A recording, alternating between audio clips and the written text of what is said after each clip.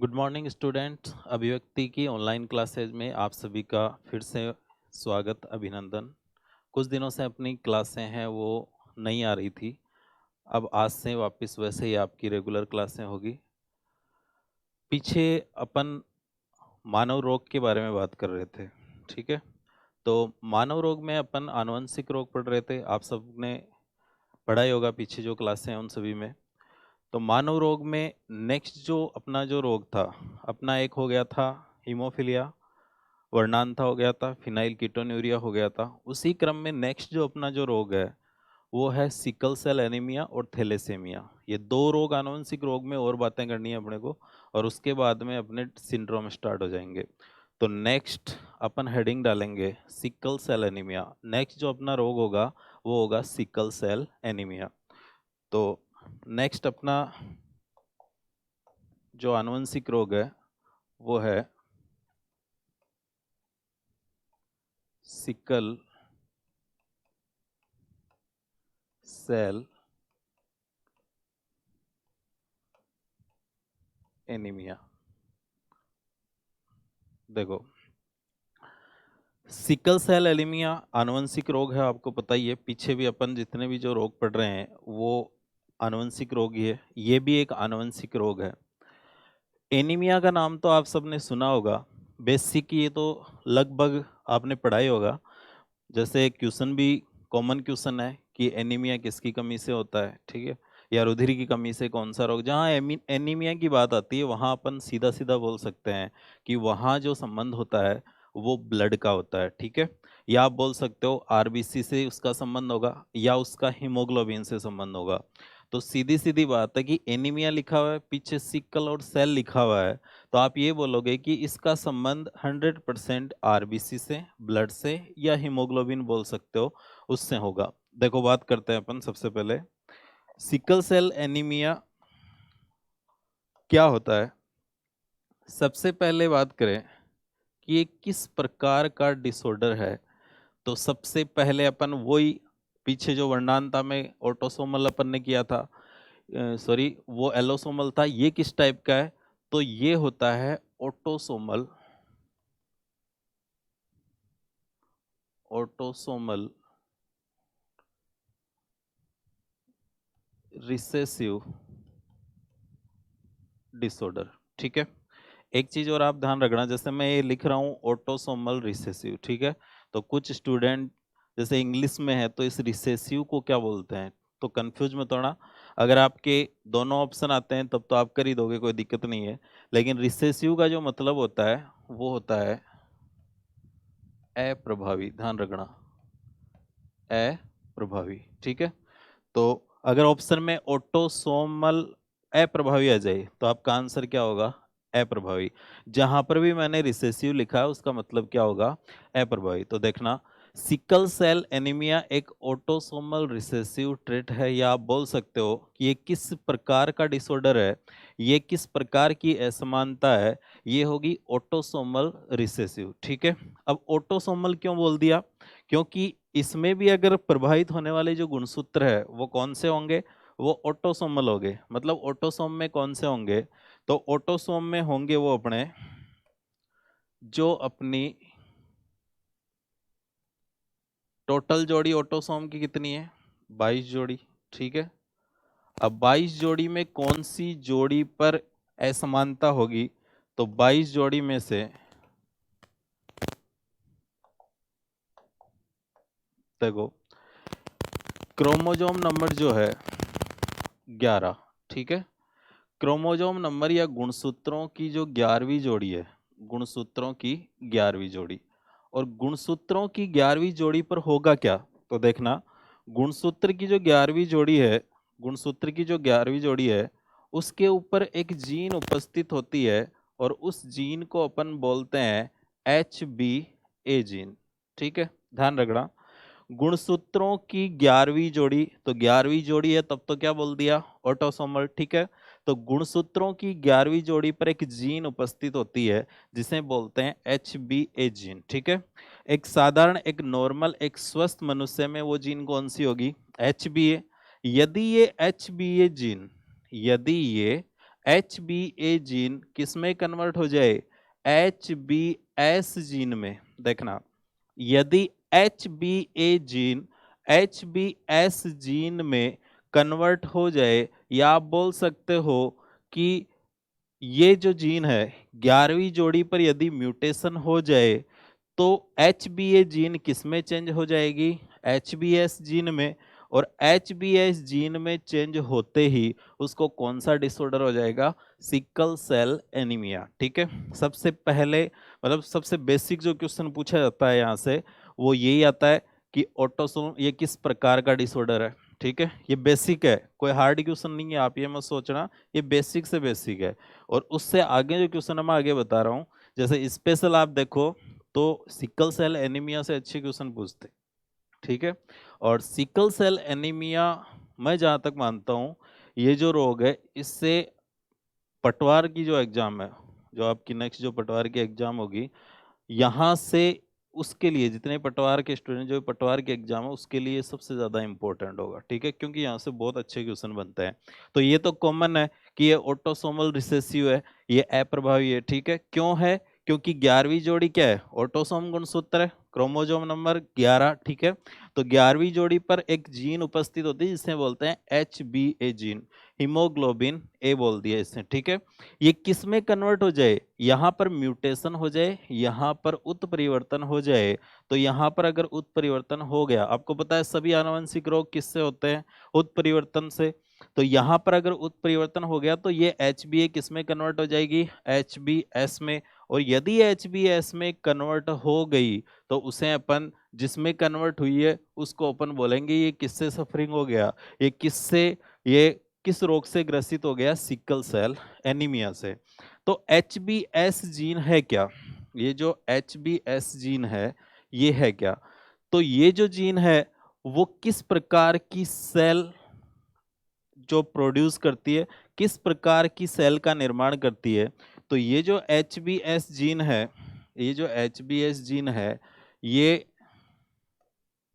Sickle cell का, sickle cell का निर्माण करती है, सिकल सेल का प्रोडक्शन करती है, या आप ऐसे बोल सकते हो ये सिकल सेल का प्रोड्यूस करती है, उसको प्रोड्यूस करती है कि हेमोग्लोबिन ए से अगर HbS हो गया तो ये जो सेल है उसका आकार कैसा कर देगी, सिकल के समान। अब देखो ये तो बेसिक बात है कि ये एक ऑटोसोमल रिसेसिव है, और इस जोड़ी पर यदि ये जीन इसमें कन्वर्ट हो जाए तो उसको सिकल सेल एनीमिया हो जाएगा। अब देखो अगर सिकल सेल एनीमिया हो जाता है तो बेसिक अपन एकदम से एकदम बेसिक बात करें, एकदम बेसिक लेवल से, जीरो लेवल से, कि साधारण जो क्वेश्चन बनता है वो क्या बनता है। पहला क्वेश्चन तो एकदम बेसिक, ऑटोसोमल रिसेसिव। दूसरा कौन सी जोड़ी, 11वीं जोड़ी, और 11वीं जोड़ी पर कौन सी जीन, ये सबसे बेस्ट क्वेश्चन। ठीक है, अगर अच्छे लेवल का क्वेश्चन बनेगा कि HB 11वीं जोड़ी पर सिकल सेल एनीमिया में कौन सी जीन है उस पर म्यूटेशन होता है, HbA पर किस में कन्वर्ट होती है, HbS, हीमोग्लोबिन सिकल सेल। ठीक है, सिकल जो, सिकल का मतलब होता है, अभी बात करेंगे, देखो सिकल सेल एनीमिया का मतलब अब मैं बता रहा हूं आपको बेसिक्स है। ये तो जो बेसिक है इसकी की ऑटोसोमल है, बाकी देखना अगर किसी मनुष्य में, जैसे एनीमिया की बात करें अपन, अगर अपन एनीमिया की बात करें तो एनीमिया, जब भी एनीमिया की बात आती है तब किसकी बात आती है, आरबीसी की बात आती है। ठीक है, आरबीसी का पूरा नाम आपको पता ही है, रेड ब्लड कॉर्पस, लाल रुधिर कणिकाएं। ठीक है, और आपको ये भी पता है कि लाल रुधिर जो कणिकाएं होती है, लाल रुधिर जो कणिकाएं आरबीसी है, इसके अकॉर्डिंग ही अपन किसकी बात करेंगे, ब्लड की। मतलब अगर आरबीसी कम है, या आप बात करो कि आरबीसी के आधार पर ही अपन ब्लड का मापन करते हैं कि आरबीसी कम है तो ब्लड की मात्रा भी क्या हो जाएगी, कम हो जाएगी, या हीमोग्लोबिन की मात्रा कम है तो ब्लड की मात्रा भी क्या हो जाएगी, कम। आरबीसी का जो कार्य होता है, देखो अपन वैसे तो ये ब्लड वाले चैप्टर में पढ़ेंगे, लेकिन अपन बात करें कि आरबीसी का मुख्य कार्य क्या होता है, तो आरबीसी जो है इसका मुख्य कार्य ये होता है कि अपन जो भी बाहर से ऑक्सीजन लेते हैं, मतलब जो भी बाहर से ऑक्सीजन अपन ले रहे हैं श्वसन प्रक्रिया के दौरान, वो ऑक्सीजन फेफड़ों में जाएगी, ठीक है, और फेफड़ों में जाने के बाद में वो पूरी बॉडी में किसके साथ जाएगी, तो वो पूरी बॉडी में जो सप्लाई करने का काम करती है वो कौन करती है, आरबीसी। तो आरबीसी का काम, मेन जो काम होता है वो होता है ऑक्सीजन का शरीर में परिवहन करना। ऑक्सीजन का शरीर में परिवहन करना। अपने शरीर में ऑक्सीजन का परिवहन किसके द्वारा होता है, अपनी बॉडी के अंदर ऑक्सीजन का परिवहन, पूरी बॉडी में ऑक्सीजन का परिवहन सप्लाई किसके द्वारा होती है, आरबीसी के द्वारा, ठीक है। तो मैं बात कर रहा हूं यहां पर आरबीसी में क्या परिवर्तन होता है, ऐसा बेसिक बात कर रहे हैं अपन, तो देखना आरबीसी का जो आकार होता है वो होता है ऐसे, मतलब अपन बेसिक बात करें बाइकॉनकेव होता है, ठीक है। अगर किसी को सिकल सेल एनीमिया हो गया, देखो सिकल सेल एनीमिया, आरबीसी को अपन एक सेल भी बोल सकते हैं, ठीक है, क्योंकि ये इरिथ्रोसाइट्स है और साइट्स को बोलते हैं अपन सेल, इसका दूसरा नाम होता है इरिथ्रोसाइट, ठीक है। एरिथ्रोसाइट, साइट्स का मतलब सेल, और यहाँ पर सेल सिकल सेल एनीमिया लिखा है। तो देखना यदि कोई नॉर्मल मनुष्य है, अगर एक स्वस्थ मनुष्य है, तो उसमें आरबीसी का आकार है वो बाइकॉनकेव होता है, या अपन बेसिक बात करें कि उसमें आरबीसी का आकार ऐसे होगा, ठीक है। एक स्वस्थ मनुष्य में आरबीसी ऐसे होगी। अगर किसी व्यक्ति को सिकल सेल एनीमिया हो जाए, यदि किसी व्यक्ति को सिकल सेल एनीमिया हो जाए, तो ये जो आकार है, अब उसका आकार कैसा हो जाएगा, ये हो जाएगा सिकल के समान। सिकल के समान आप क्या बोलोगे, सिकल का मतलब है कि उसका जो आकार है वो हो जाएगा, सिकल का मतलब हिंदी में अपन बोलेंगे हंसिया कार। और हंसिया आप जानते हो खेतों में जो फसल वगैरह उस काटते हैं तो आगे से ऐसे मुड़ा हुआ रहता है, ठीक है। तो हंसिया आकार का मतलब है कि यदि किसी मनुष्य में सिकल सेल एनीमिया हो जाए, तो उसमें जो आरबीसी का आकार है वो कैसा हो जाता है, हंसियाकार हो जाता है। और अगर आरबीसी का आकार हंसियाकार हो जाए, तो बताओ आरबीसी का मुख्य कार्य क्या है, ऑक्सीजन का परिवहन करना, ठीक है। अगर ये जो आरबीसी है, ठीक है, ये है एक स्वस्थ मनुष्य में, ये है एक इससे सफर्ड जो है, या इससे जो जिसके अंदर ये रोग हो चुका है, उस व्यक्ति के अंदर आरबीसी का आकार ऐसा हो गया, तो आरबीसी का मुख्य कार्य है शरीर में ऑक्सीजन का परिवहन करना। यदि इस व्यक्ति और इस व्यक्ति की तुलना की जाए, तो जिस व्यक्ति में सिकल सेल एनीमिया हो गया है उसमें ऑक्सीजन की सप्लाई क्या हो जाएगी, कम हो जाएगी। और यदि ऑक्सीजन की सप्लाई है वो कम हो जाती है, तो शरीर में आप बोल सकते हो ना तो एनर्जी रहेगी, या शरीर में बहुत सारे डिसऑर्डर हो जाएंगे, ठीक है। उसके अंदर ब्लड की कमी हो जाएगी, ठीक है, ऑक्सीजन का प्रॉपर सप्लाई नहीं होगा, ब्लड की कमी हो जाएगी और हीमोग्लोबिन की कमी हो जाएगी। तो अगर ऐसा हो जाता है, अगर ऐसा हो जाता है, तो उसमें अपन एनीमिया, एनीमिया का मतलब क्या है कि ब्लड की कमी हो जाना। अगर ऐसा है, एक तो ये आरबीसी है और एक ये आरबीसी है, तो आप सीधा ही सीधा बोल सकते हो, दिखने से पता लगता है कि इसमें क्या होगी, कमी होगी। तो जब आरबीसी का आकार हंसियाकार हो जाए या सिकल के समान हो जाए, तो ऐसे व्यक्ति में कौन सा आनुवंशिक रोग हो जाता है, सिकल सेल एनीमिया हो जाता है, ठीक है। देखो ये एकदम बेसिक बात है कि एक ऑटोसोमल रिसेसिव है, 11वीं जोड़ी हीमोग्लोबिन एच बी ए जीन किस में कन्वर्ट हो जाती है, एच बी एस में, ठीक है। जब आरबीसी का आकार हंसियाकार हो जाए तो वो किससे ग्रसित हो जाता है, सिकल सेल एनीमिया से। ये तो है इसकी एकदम बेसिक बात, ठीक है। अब अपन बात कर रहे हैं कि इसमें वंशागति कैसे होगी, देखना नेक्स्ट मैं बात कर रहा हूं, अगर किसी व्यक्ति को सिकल सेल एनीमिया है तो उसका जीनोटाइप क्या होगा। तो देखो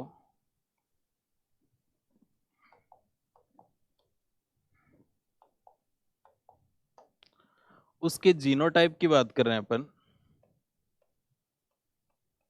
जीनोटाइप देखना बहुत इंपॉर्टेंट है, ध्यान रखना, यहाँ से बहुत गजब के क्वेश्चन बनते हैं, बहुत ही अच्छे क्वेश्चन, बिल्कुल सिंपल है, कुछ नहीं है। मैंने आपको अभी बोला था कि एक तो एच बी ए जीन है और एक कौन सी है, एच बी एस है। तो अगर अपन बात करें, अगर एक साधारण व्यक्ति की बात करें, या आप ऐसे बोल सकते हो कि यदि अपन एक स्वस्थ व्यक्ति, साधारण बोल सकते हो या नॉर्मल भी बोल सकते हो, स्वस्थ बोल सकते हो, तो उसका फिर जीनोटाइप क्या होगा देखना। अभी अपन ने बात की थी HbA और HbA, ठीक है। आपको दिख रहा है कि एक साधारण मनुष्य, स्वस्थ मनुष्य, मतलब अपन खुद की बात कर लें तो HbA और HbA ऐसा जीनोटाइप लिखेंगे। अगर कोई साधारण व्यक्ति है तो उसमें हीमोग्लोबिन कैसे लिखा जाएगा, Hb और HbA, ये चेन होगी। लेकिन अगर मान लो एक आ गया HbA और एक आ गया HbS, ठीक है, तो ऐसे व्यक्ति क्या कहलाएंगे? तो इसे अपन बोलेंगे, क्या बोलोगे बताओ? इसे अपन बोलेंगे या तो करियर बोल दो या बोल दो वाहक, वाहक व्यक्ति, ठीक है। अगर मान लो एक आ जाए HbS, एक आ गया HbS, ठीक है, तो अब इसको क्या बोलोगे? तो ये हो जाएगा रोगी व्यक्ति या suffering from sickle cell anaemia, ठीक है। ये तीन केसेज बताए मैंने। एक साधारण व्यक्ति है तो उसमें जीनोटाइप HbA होगा, ठीक है। एक वाहक है तो उसमें HbA HbS होगा, और एक रोगी व्यक्ति है तो उसमें HbS और HbS होगा, ठीक है। अब देखो, ये तीन कंडीशन है आपके सामने, तीन कंडीशन है, और ये तीनों कंडीशन में अब आपको पूछ ले, चलो ये तो सीधा सीधा पूछ लिया कि एक सिकल सेल एनीमिया का वाहक व्यक्ति है, उसका जीनोटाइप होगा। या आपको कैसे भी कोई क्वेश्चन दे सकता है, एकदम सिंपल है। अब इसकी जो वंशागति है या ये रोग आगे कैसे आएगा, तो देखना, एक सबसे जो अच्छा जो केस बनता है यहाँ पर, जो सबसे अच्छा केस बनता है वो ये बनता है कि यदि, जैसे अपन वहां तो बात कर रहे थे, जैसे हीमोफिलिया में, वर्णांता में, वहां तो बात कर रहे थे कि यदि वाहक महिलाएं, वहां तो अकेली महिला वाहक थी। यहाँ कोई जरूरी नहीं कि महिला ही वाहक है, यहाँ पुरुष भी है और यहाँ महिला भी है, यहाँ रोगी भी, दोनों हो सकते हैं, कोई दिक्कत नहीं है। साधारण व्यक्ति है वो आपको बताइए, ठीक है। अब यहाँ पर जो सबसे इम्पोर्टेंट केस आता है, और वो केस क्या आता है कि यदि दोनों पेरेंट्स, मतलब आप ऐसे बोल सकते हो कि महिला और पुरुष, महिला और पुरुष दोनों ही करियर हो या दोनों ही वाहक हो, तो इनसे जो संतान होगी, ठीक है, उसमें ये 100% आगे जाएगा। मतलब अगर आपको पूछ ले, या कैसे पूछ ले कि यदि कोई वाहक महिला, या किसी जोड़े में यदि वाहक महिला या पुरुष दोनों सिकल सेल एनीमिया के वाहक है, तो इनकी संतानों में सिकल सेल एनीमिया की वंशागति क्या होगी। तो देखना, सबसे पहला केस मैं जो ले रहा हूँ वो ये ले रहा हूँ कि पहली कंडीशन ये है, सबसे बेस्ट जो कंडीशन होती है, जहां से सबसे ज्यादा क्वेश्चन आने के चांस होते हैं, कि वाहक की तो पुरुष हो और वाहक की क्या हो, महिला। तो देखना आप, इधर मैं ले रहा हूं इसका पहला ही केस ले लो आप, या आप ऐसे बोल सकते हो कि ये सबसे इंपॉर्टेंट केस है, ठीक है। तो देखना, एक मैं ले लेता हूं HbA और HbS, ठीक है, वाहक है। देखो, वाहक महिला या पुरुष दोनों का गुणसूत्रीय प्रारूप, यहाँ पर जीनोटाइप जो, सॉरी, वो क्या होगा, HbA और HbS, ठीक है। ये वाहक है, दोनों ही पेरेंट्स है वो कैसे हैं, वाहक है। और इधर भी कैसा ले लिया मैंने, वाहक, ठीक है। तो देखो, वाहक HbA HbS और इधर HbA HbS, ठीक है। अब देखना, क्रॉस आपको पता है, जब एक मेल का वाहक फीमेल के साथ क्रॉस करवाया जाता है तो इसमें क्या रिजल्ट आएगा। देखना, पहला रिजल्ट है HbA HbA, ठीक है। दूसरा रिजल्ट है HbA HbS। तीसरा रिजल्ट है HbA HBS और चौथा रिजल्ट है HBS और HBS। ठीक है, अब देखो आपके पास रिजल्ट आ चुके हैं। अब आपको पता है, इधर देखना, साधारण व्यक्ति का होता है HbA। अगर इन दोनों से पहला ये है और ये कौन सी संतान हो गई, नॉर्मल, साधारण। ठीक है, नेक्स्ट है HbA HbS, ये कैसे होंगे, करियर होंगे, इन्हें बोल दिया अपन वाहक। ठीक है, और लास्ट वाला है, इसे बोलेंगे अपन रोगी, जिसको सिकल सेल एनीमिया है। मतलब आप ऐसे बोल सकते हो कि जिसका HbS है, उसकी 11वीं जोड़ी पर HbA जीन किस में कन्वर्ट हो जाएगी, उसमें किस म्यूटेशन के कारण वो किस में फॉर्मेशन हो जाएगा, HbS में। ठीक है, तो अब आप यहां से रिजल्ट निकाल दोगे कि ये है 50% तो यहाँ पर कैसे हो गए, वाहक। ठीक है, और ये 25% कैसे है, साधारण, और 25% कैसे है, रोगी। ठीक है, तो ये एक ऐसा केस आपको दिख रहा है जिसमें साधारण भी है होने की संभावना, वाहक भी होंगे और रोगी भी होंगे। ठीक है, तो यहां से जैसे पीछे एग्जाम, जैसे पटवारी या और भी एग्जाम पूछे, यहाँ से जैसे आपकी जो लैब असिस्टेंट है उसमें अधीनस्थ सेवा चयन बोर्ड ने पूछा है, लेकिन अपन बात करें पटवारी में, इससे आगे हालांकि नहीं पूछ सकते, यहाँ तक करना जरूरी है क्योंकि आजकल क्वेश्चन यहाँ तक आने लग गए हैं। वंशागति है, यदि हीमोफीलिया और वर्णांता की वंशागति आती है तो इसकी वंशागति इजीली वो दे सकता है, और मैं जहां तक मानता हूं ये यहाँ सबसे इम्पोर्टेंट क्वेश्चन बनता है। ठीक है, आपके लिए बहुत ही नया है, तो आप ध्यान रखना। जीनोटाइप अगर आपको पूछे तो ये वाले होंगे, बहुत ही सिंपल है, कुछ नहीं है। आपको इतना पता है कि HbA जीन किसमें कन्वर्ट होती है, HbS में, तो दो ही चीज आने वाली है, एक HbA हीमोग्लोबिन A और एक हीमोग्लोबिन सिकल सेल एनीमिया, या आप बोल सकते हो HbS। ठीक है, साधारण व्यक्ति में आपको S लिखना नहीं है, HbA लिख दिया। जो इसका करियर है, वाहक है, उसमें एक HbA लिख दिया, दूसरा HbS लिख दिया। और रोगी कौन होगा, जिसमें पूरा का पूरा क्या हो, sickle cell anaemia, sickle cell हो। ठीक है, HbS हो, HbS हो। ठीक है, ये है आपका पहला केस। अब इसमें आप और भी केस कर सकते हो, ऐसे ही सिंपल है, कुछ नहीं है। आपको दे दिया कि अगर किसी जोड़े में माता पिता दोनों सिकल सेल एनीमिया के वाहक है तो उसकी संतानों में इसकी वंशागति क्या होगी, ऑप्शन में ही आएगा।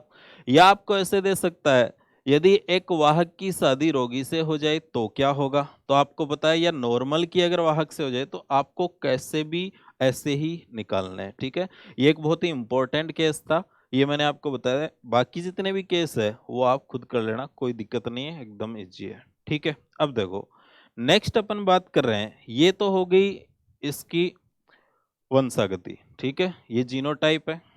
पीछे अपन ने जो बात की थी वो की थी इसकी बेसिक की बात। ठीक है, इसमें होता क्या है, म्यूटेशन होगा 11वीं जोड़ी पर, ये इसमें कन्वर्ट हो जाएगी, ये ए पर बाई ऑटोसोमल रिसेसिव है। ठीक है, और आरबीसी का आकार कैसा हो जाए, हंसी आकार। नेक्स्ट बात कर रहा हूं मैं, देखना, देखो नेक्स्ट अपन जो बात करेंगे वो ये बात कर रहे हैं कि ये जो रोग है, ये जो रोग है ये रियल में होगा, इसमें ऐसा क्या होगा कि म्यूटेशन होने के बाद ये जीन में कन्वर्ट हो जाए उसमें। तो देखना, मैं बात कर रहा हूं एक साधारण इंसान, मान लो ये एक साधारण व्यक्ति है। ठीक है, अपन दो ऐसे व्यक्तियों का कंपैरिजन कर रहे हैं जिसमें एक व्यक्ति है साधारण और एक है सिकल सेल एनीमिया से ग्रसित है। ठीक है, और एक है जिसको सिकल सेल एनीमिया से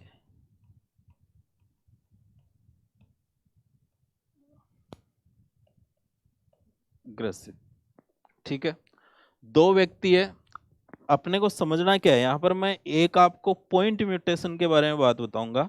आपको एक क्वेश्चन मिल सकता है कि निम्न में से बिंदु परिवर्तन कौन सा आनुवंशिक रोग होता है, समझ गए।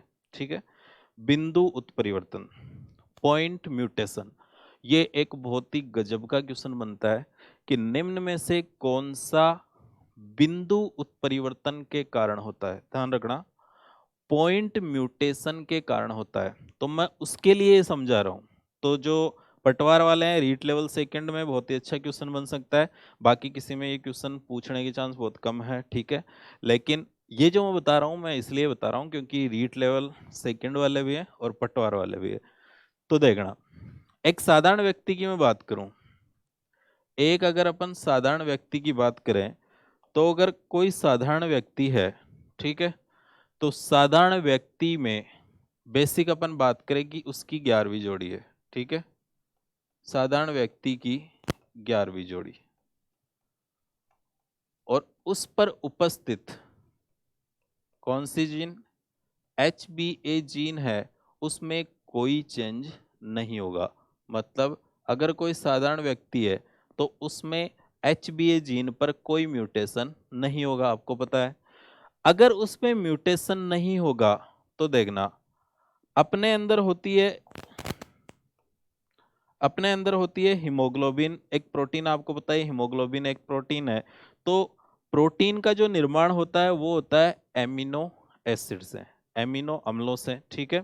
और एमिनो अम्लों से प्रोटीन का निर्माण होता है, तो उसकी एक चेन होती है हीमोग्लोबिन की। अपने जो बॉडी के अंदर आप बोल सकते हो कि एक प्रोटीन चेन होती है, और उस प्रोटीन चेन में एमिनो एसिड जुड़े होते हैं, और एमिनो एसिड से आपको पता है किसका निर्माण होता है, प्रोटीन का निर्माण होता है। ये थोड़ा सा मैं अलग बात कर रहा हूँ, वैसे अपन ये जेनेटिक्स में इसकी बात करेंगे, लेकिन यहाँ समझना जरूरी है।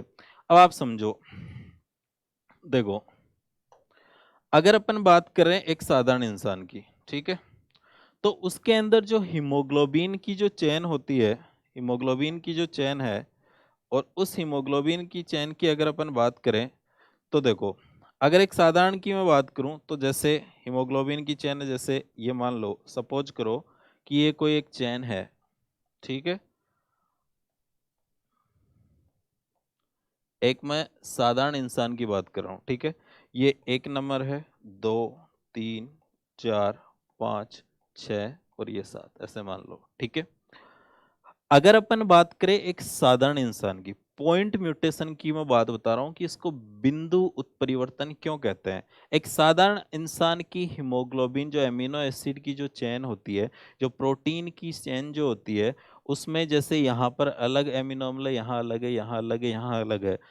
अपन बात कर रहे हैं इसकी 6th पोजीशन की। ये एक पॉइंट है, ये एक पॉइंट है, ये सभी एक पॉइंट है, ठीक है। यहाँ एक एस अमीनो अम्ल होता है ग्लूटामिक अम्ल, ठीक है, ग्लूटामिक एसिड, ठीक है। अब देखो, अगर किसी व्यक्ति को, कोई साधारण व्यक्ति है, तो उसके 6th पोजीशन पे उस प्रोटीन की जो चेन है, उस पे 6th पोजीशन पे क्या होगा, ग्लूटामिक एसिड, ठीक है। लेकिन अगर किसी सिकल सेल एनीमिया जिसको हो चुका है, तो उसकी 11वीं जोड़ी पर क्या होगा, म्यूटेशन होगा, आपको पता है। और 11वीं जोड़ी पर कौन सी जीन है, HBA। और हीमोग्लोबिन में ये जो 11वीं जोड़ी पर अगर म्यूटेशन हो जाता है वहां पर, तो HBA जीन किस में कन्वर्ट हो जाएगी, HBS में, ठीक है। अब देखो, ऐसा क्यों होता है, क्या रीजन है। तो इसमें अगर अपन बात करें कि ये एक साधारण इंसान है, साधारण स्वस्थ व्यक्ति है, तो उसमें 6th पोजीशन पे क्या है, ग्लूटामिक एसिड। एक छोटे से परिवर्तन के कारण, या आप ऐसे बात कर सकते हो कि जैसे ही HBA जीन किस में कन्वर्ट होगा, HBS में कन्वर्ट होगा, तो वहां पर म्यूटेशन में ऐसा क्या हो जाता है कि उसको सिकल सेल एनीमिया हो जाता है, ठीक है। तो देखना, यहां पर फर्स्ट, सेकंड, थर्ड, फोर्थ और 6th पोजीशन की बात कर रहे हैं कि जो सिकल सेल एनीमिया है, उसमें इस चेन में केवल और केवल 6th पोजीशन में म्यूटेशन के कारण बदलाव हो जाता है। और वो क्या होता है, देखो, यहां पर अगर अपन बात करें, ये तो है एक साधारण इंसान में। अब मैं बात कर रहा हूं कि एक सिकल सेल एनीमिया वाले पेशेंट में क्या होगा, देखना, मान लो उसकी भी एक चेन है, सेम ही ऐसी बात करेंगे, सेम चेन की बात कर रहा हूं मैं, ठीक है। ये 1, 2, 3, 4, 5, 6 और 7। ठीक है, देखो यहां सेम है, इसमें भी यहां तक सेम है, कोई दिक्कत नहीं है। सिर्फ और सिर्फ जो म्यूटेशन हुआ उसके कारण कहाँ चेंज हुआ है, यहाँ ग्लूटामिक एसिड है तो वहां क्या आ जाता है। अगर कोई व्यक्ति सिकल सेल एनीमिया से ग्रसित होता है तो उसके 6th पोजीशन पर वेलिन आ जाता है। ठीक है, वेलिन आ जाएगा। देखो फर्क क्या हुआ है, केवल और केवल 6th पोजीशन में चेंज होने से ही क्या हो गया, उसको सिकल सेल एनीमिया हो गया है। ठीक है, मतलब एक साधारण इंसान की जो चेन है उस पर 6th पोजीशन पे ग्लूटामिक एसिड है, और अगर किसी में 11वीं जोड़ी पर म्यूटेशन हो जाए तो HBA जीन कन्वर्ट होगी HBS। और ये ऐसा क्यों होता है, ये जैसे ही होगा उसकी जो ये पोजीशन है ये तो सेम रहने वाली है, यहाँ तक तो कोई दिक्कत नहीं है, और इसकी भी यहाँ तक ये भी सेम है। लेकिन 6th पोजीशन में यहाँ पर क्या आ गया, ग्लूटामिक एसिड, और यहाँ पर क्या आ गया, वेलिन। तो ये क्वेश्चन बहुत ही गजब का क्वेश्चन है। अगर अच्छे लेवल पे एक क्वेश्चन पूछा जाए तो ये बहुत ही गजब लेवल का क्वेश्चन है कि सिकल सेल एनीमिया की 6th पोजीशन में, या अगर कोई व्यक्ति, ठीक है, सिकल सेल एनीमिया से ग्रसित है तो उसकी जो प्रोटीन श्रृंखला है, या आप ऐसे बोल सकते हो कि हीमोग्लोबिन की जो चेन है उस पर 6th पोजीशन पे कौन सा एमिनो एसिड आएगा, तो यहाँ पर आ जाएगा वेलिन। किसके स्थान पर आता है, ग्लूटामिक एसिड के स्थान पर। ठीक है, अब देखो ये एक फिक्स पॉइंट पे हो रहा है, ऐसे तो है नहीं कि पूरी श्रृंखला में हो रहा है, ये एक फिक्स पॉइंट पे हो रहा है। इसीलिए इसको अपन एक और नाम देते हैं कि सिकल सेल एनीमिया किस टाइप का डिसऑर्डर होता है, तो ये होता है पॉइंट म्यूटेशन। ये भी ध्यान रखना, बहुत ही इंपॉर्टेंट है कि ये किस टाइप का म्यूटेशन है या किस टाइप का उत्परिवर्तन होता है। ये होता है पॉइंट म्यूटेशन, और पॉइंट म्यूटेशन को आप बोल सकते हो बिंदु बिंदु उत्परिवर्तन। ठीक है, बिंदु उत्परिवर्तन, म्यूटेशन का मतलब उत्परिवर्तन। तो एक किस टाइप का हो गया, ये पॉइंट म्यूटेशन है कि एक 6th पोजीशन पे हुआ है कि ग्लूटामिक किसमें चेंज हो गया, वेलिन के अंदर, और इसी के कारण इसको क्या हो गया, सिकल सेल एनीमिया हो गया। इसलिए इसको अपन कौन सा एक उत्परिवर्तन या डिसऑर्डर भी देते हैं कि ये पॉइंट म्यूटेशन है या बिंदु उत्परिवर्तन। ये हो गई इसकी बात, जो कैसे होता है, क्या कारण है ऐसा कि इसमें इतना कुछ, मतलब एक साधारण इंसान और एक इससे सफरिंग जो है, या जिसमें सिकल सेल एनीमिया है उसमें, और इसमें ऐसा क्या होता है, क्या उसमें चेंज होता है। तो इन दोनों के अंदर एक साधारण इंसान में ये है, एक साधारण इंसान की स्वस्थ इंसान में ये है, और एक इससे ग्रसित इंसान में ये हो जाता है, और ये होते ही उसको क्या हो जाएगा, सिकल सेल एनीमिया हो जाएगा। अब देखो अपन इससे थोड़ी सी हटके बात करते हैं कि अगर मान लो किसी को सिकल सेल एनीमिया हो गया, अगर किसी व्यक्ति को सिकल सेल एनीमिया हो जाता है तो उसके लक्षण क्या होंगे। तो देखो लक्षण की बात है कि यदि किसी व्यक्ति में ऐसा हो जाता है तो उसमें, जैसे सिकल सेल बोला है मैंने, आरबीसी का आकार सिकल के समान हो जाता है, मतलब उसका आकार हंसियाकार हो जाता है। और आरबीसी का मुख्य कार्य क्या होता है, आरबीसी का मुख्य कार्य होता है ऑक्सीजन का परिवहन करना। तो यदि बॉडी के अंदर ऑक्सीजन, इसका आकार अगर कम हो गया, मतलब ये क्या करती है कि जैसे ही ये वेलिन एमिनो एसिड होगा तो इसका आकार क्या हो जाएगा, कम होगा। ठीक है, और आकार यदि कम हो गया है, इसका यदि आकार कम हो गया तो बॉडी के अंदर प्रॉपर ऑक्सीजन नहीं पहुंचेगी, जितनी ऑक्सीजन अपने को चाहिए उतनी ऑक्सीजन नहीं पहुंचेगी, शरीर में ऑक्सीजन की कमी हो जाएगी, और शरीर में ऑक्सीजन की कमी होगी तो आप प्रॉपर, आपका शरीर काम नहीं करेगा, आपको फटीग्यू महसूस, या आप ऐसे बोल सकते हो कि आपको थकान फील होगी, आप उस टाइम एक्टिव नहीं रह सकेंगे, आपकी मांसपेशियों में पेन स्टार्ट हो जाएगा। ठीक है, एक और सबसे इंपॉर्टेंट चीज बताता हूं आपको कि यदि किसी व्यक्ति को सिकल सेल एनीमिया हो जाए तो उसको कौन सा रोग नहीं होगा। एक बहुत ही इंपॉर्टेंट क्वेश्चन है। यदि किसी व्यक्ति को यदि किसी व्यक्ति को सिकल सेल एनीमिया हो जाता है।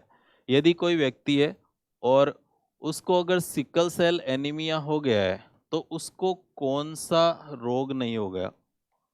अगर कोई सिकल सेल एनीमिया से ग्रसित व्यक्ति है तो उसको एक रोग नहीं होता। कौन सा रोग नहीं होता? उसको एक रोग नहीं होता, मलेरिया। ठीक है, ध्यान रखना, बहुत ही इंपॉर्टेंट क्वेश्चन है। यदि कोई व्यक्ति सिकल सेल एनीमिया से ग्रसित है तो उसको जिंदगी में कभी भी मलेरिया नहीं होगा। रीजन क्या है? मलेरिया क्यों नहीं होगा? तो देखो, हर रोग के पैथोजन होते हैं। मैंने आपको स्टार्ट में बताया था, जैसे जीवाणु से, जीवाणु, जितने भी जीवाणु के रोग है वो जीवाणु पैथोजन होंगे, वायरस वाले में वायरस पैथोजन होंगे, प्लाज्मोडियम है कहाँ पर, वहाँ होंगे, प्रोटोजोआ से होने वाले प्रोटोजोआ होंगे। ठीक है, जैसे मलेरिया जो है, इसका जो पैथोजन है वो किस पर अटैक करता है? वो करता है आरबीसी के ऊपर। ठीक है, मलेरिया जो रोग होगा इसका जो पैथोजन है, मतलब ये जिससे होगा, वो किस पर अटैक करता है? आरबीसी के ऊपर। ठीक है, कौन सी आरबीसी के ऊपर अटैक करता है? ये हमेशा करता है नॉर्मल आरबीसी, सामान्य आरबीसी पर। ठीक है, मलेरिया का पैथोजन एक सामान्य आरबीसी पर अटैक करता है, ध्यान रखना। जबकि सिकल सेल एनीमिया, जिसको सिकल सेल एनीमिया हो जाता है, उसकी आरबीसी कैसी हो जाती है? उसकी आरबीसी हशियाकार हो जाती है। हशियाकार का मतलब अपन बोल सकते हैं कि इसकी आरबीसी है वो सिकल के समान हो जाती है, सामान्य नहीं होती। तो जिस व्यक्ति में सामान्य आरबीसी होती है उसी में मलेरिया होता है। जिसमें आरबीसी हशियाकार हो गई, मतलब आप ये बोल सकते हो जिस व्यक्ति के अंदर सिकल सेल एनीमिया है उसकी आरबीसी नॉर्मल नहीं होती, और नॉर्मल नहीं होगी तो इसका पैथोजन, इसका जो पैथोजन है वो कभी भी इस आरबीसी पर अटैक नहीं करेगा, ये ध्यान रखना। तो जिस व्यक्ति को सिकल सेल एनीमिया होता है उसमें मलेरिया रोग कभी नहीं होता। ठीक है, तो देखो पीछे अपन वापस एक बार देख लेते हैं। Sickle cell anaemia autosomal recessive 11वीं जोड़ी पर म्यूटेशन के कारण। ठीक है, एचबीएस में, बाकी आपको पता ही है आरबीसी का आकार ये हो जाएगा। ये आपकी है इसकी वंशागति, इसमें एक केस और बना सकते हो, दो केस बना सकते हो, लेकिन जो सबसे इम्पोर्टेंट केस है वो ये इसके जीनोटाइप है। ठीक है, और इसके बाद मैंने आपको ये बताया था कि एक साधारण व्यक्ति और एक सिकल सेल एनीमिया से ग्रसित व्यक्ति में ऐसा क्या होता है कि ये एक साधारण व्यक्ति, इसमें क्या होगा और इसमें क्या होगा। तो इन दोनों में इतना सा चेंज है कि इसको पॉइंट म्यूटेशन बोलते हैं, क्योंकि 6th पोजीशन पे ये जो इसकी पोजीशन है इस पर क्या होगा, ग्लूटामिक एसिड की जगह वहां पर क्या आ जाएगा, वेलिन आ जाएगा। ठीक है, और जो सिकल सेल एनीमिया जिसमें होता है उसको एक रोग नहीं होता और उसे अपन क्या बोलते हैं, मलेरिया रोग बोलते हैं। ठीक है, इसके बाद में अपना एक है थैलेसेमिया। ठीक है, इसके बाद बात करेंगे अपन थैलेसेमिया की, और कल जो नेक्स्ट जो क्लास होगी अपन अपनी, उसी में अपन बात करेंगे सिंड्रोम की। जो अपनी जो नेक्स्ट क्लास होगी वो सबसे इम्पोर्टेंट क्लास है किसी भी एग्जाम के लिए, और मैं जहाँ तक मानता हूँ वहाँ से क्वेश्चन आने के 100% चांस है। ठीक है, तो जो नेक्स्ट अपना टॉपिक है वो आप वो क्लास मिस मत करना, वो क्लास आपके लिए सबसे इम्पोर्टेंट है। उसमें अपन सिंड्रोम्स की बात करेंगे और वहाँ से अपने आनुवंशिक जितने भी रोग है वो कंप्लीट हो जाएंगे। ठीक है, उसके बाद अपन बात करेंगे वायरस वाले जितने भी संक्रामक और असंक्रामक जो भी रोग बताए थे मैंने उनकी, बाकी करेंगे अपन नेक्स्ट क्लास में। Thank you.